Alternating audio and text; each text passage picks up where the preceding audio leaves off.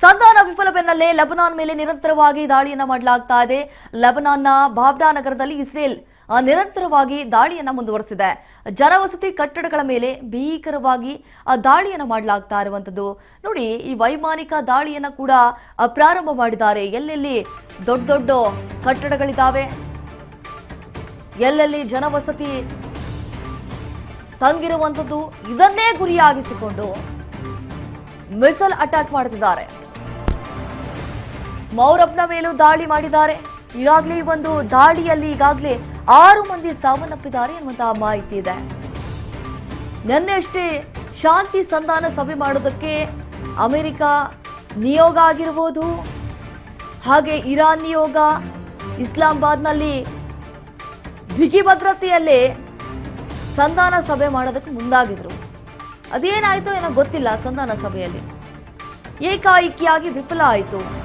ಆ ಒಂದು ಎಫೆಕ್ಟ್ ಈಗ ಮತ್ತೆ ಮುಂದುವರೆದಿದೆ. ಈಗ ಯುದ್ಧವನ್ನ ಮತ್ತೆ ಪ್ರಾರಂಭ ಮಾಡಿದ್ದಾರೆ.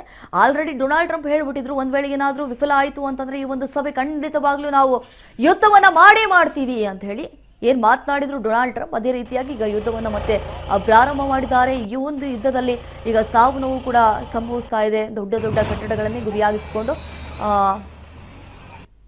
ಅಮೆರಿಕ ದಾಳಿಯನ್ನ ಮಾಡೋದಕ್ಕೆ ಮುಂದಾಗಿರುವಂಥದ್ದು. ಹೇಗಾದರೂ ಮಾಡಿ ಈ ಒಂದು ಹಾರ್ಮುಜ್ ಜಲಸಂಧಿ, ಯಾಕಂತಂದ್ರೆ ಅಲ್ಲಿಂದಲೇ ತೈಲ ಈ ಹಡಗುಗಳು ಹೋಗುವಂಥದ್ದು ಅದೇ ಮಾರ್ಗದಲ್ಲಿ. ಸೊ ಹಾಗಾಗಿ ಅದನ್ನೇ ವಶಕ್ಕೆ ಪಡೆದುಕೊಳ್ಬೇಕು, ಅದನ್ನೇ ಕಬ್ಜಾ ಮಾಡ್ಕೊಳ್ಬೇಕು ಅನ್ನುವಂಥ ನಿಟ್ಟಿನಲ್ಲಿ ಏನೇನೋ ರಣತಂತ್ರವನ್ನು ಕೂಡ ಹೆಣೆಯಲಾಗ್ತಾ ಇದೆ.